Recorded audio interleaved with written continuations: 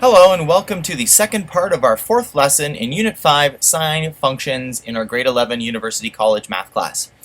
So we've already talked in the first part about what the D and C values do for transformations, and we reviewed what the A value does for transformations. So make sure you're good with that. We're going to just jump right into another example here because they're time consuming, but I want to make sure that I'm being thorough.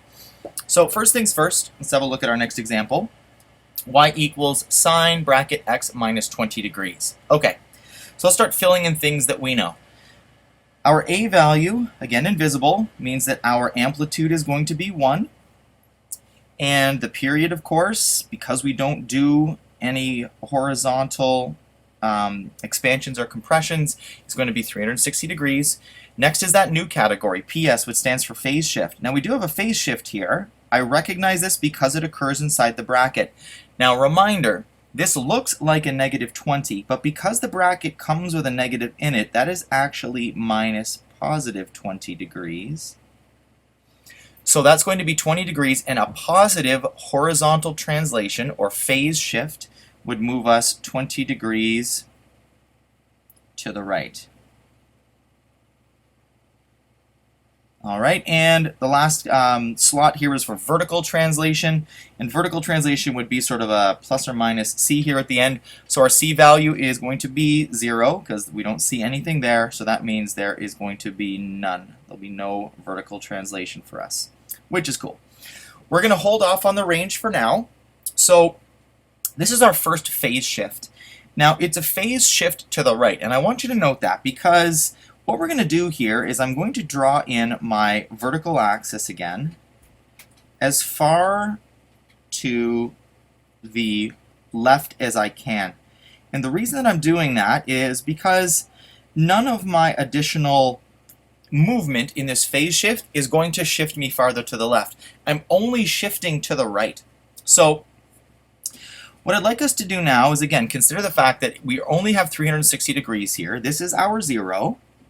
There's our 0 degrees. We're going to go all the way to 360. But what I'd like us to do before that is just, and again, it's a sketch, so don't worry too much about it being absolutely perfect. But what I'd like us to do here is sketch on a vertical axis just a little bit to the right of our 0 degrees. I'm doing my best to keep that straight and not succeeding a whole lot. So that's going to be 20 degrees right there. That's a 20-degree horizontal translation to the left. I haven't put any points on yet, but this is just a shift. Now, what I'd like you to consider is that our first point is going to be here. Now, again, don't sketch it on yet because we haven't really considered yet what our vertical scale is going to be. But just consider that our first point is going to be right here. And I usually go all the way to the far end and I put on here 360 because that's our full period. However, this new endpoint is going to actually be 20 degrees further along than that. In the same way that I normally started here at 0 and then shifted 20 degrees forward to the right, I'd like us to consider that our endpoint, which we would have labeled 360, is 20 degrees further along than that. So it's not actually 360. Our new endpoint is actually going to be 380. Hopefully that works for you. Normally, so again, I'm eyeballing it halfway between the 20-degree vertical axis I've dotted in and my 380. I'm going to look for about the middle. Looks about there. Now, normally, this is 180 degrees, right? But, again, we're moving it 20 degrees further along. So this is not going to be 180 degrees. This is going to be 200 degrees here as our middle value. Now, normally, halfway between the first and middle values would be 90 degrees. But, again, 90 degrees, and we're moving it 20 degrees further along. So instead of being 90 degrees, that's going to be 110 degrees. Normally, this one here between the middle and last values would be 270, but we're going to be 20 degrees further along than 270. So it's actually going to be, whoop, that's not the eraser, there we go. It's actually going to be 290 degrees. So that's a phase shift to the right. Hopefully that makes sense. From here, we've just got the regular old stuff, which is now setting a scale on our vertical axis. So again, what I'd like us to do, as we did in the first one, is look at our vertical translation. So our vertical translation is going to actually be, and I'll just sort of write this over here, my vertical translation, so C equals 0, and I want to go A units above that to find out what my high point's going to be. So A is 1, so my high point is going to be 1, and I want to go A below that to find my low point, which is going to be -1. So again, hopefully that little bit of math, which I usually just do in my head and would encourage you once you're comfortable to do in your head, hopefully that makes sense to you how I did that.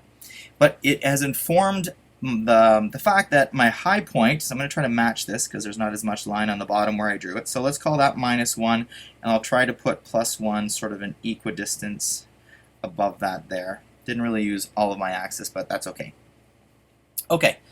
So my equilibrium axis is at 0. I'm going to dot that in now. That's going to go right along the x-axis that was already provided. I'm trying to write it just sort of a little bit above that so you can see it. It doesn't hurt that I'm doing it in orange, but if you're doing it in pencil or something like that on top of a black line, it doesn't hurt to go just a little bit above it. And I label that y equals 0. So we've got the equilibrium axis dotted in.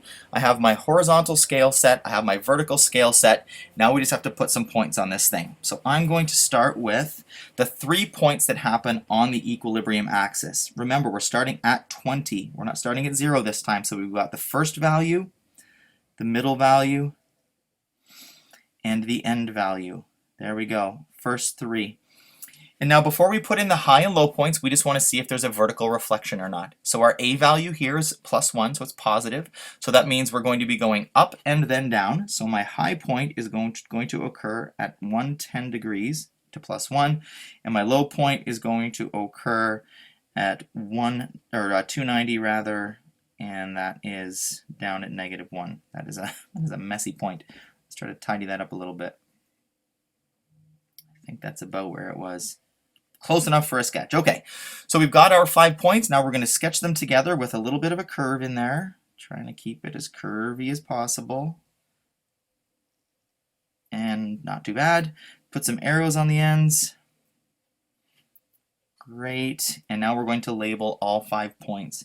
So we have at 20 degrees a height of 0. At 110 degrees we have a height of 1. At 200 degrees, we have a height of 0. At 290 degrees, we have a height of -1. And at 380 degrees, we have a height of 0. So all 5 points are labeled. We now just need to label the function itself, which is y equals sine and bracket x minus 20 degrees. So there we go. Second sine function sketched. Oh, we need to do the range. Almost forgot. I think I do that in class like every time. So again, let's consider our highest and lowest points, which in this case are +1 and -1. Those are going to be the indicators of or the limits on our range. So let's write this out. We have the set of all y such that y is an element of real numbers. We put in our low value, our y, our high value, close our bracket. So we know that y will be less than or equal to 1, so it reaches and is equal to the higher point, and then values less than that, also limited by the fact that -1 is less than or equal to y. So there we have now our finished sketch and some details about our second example.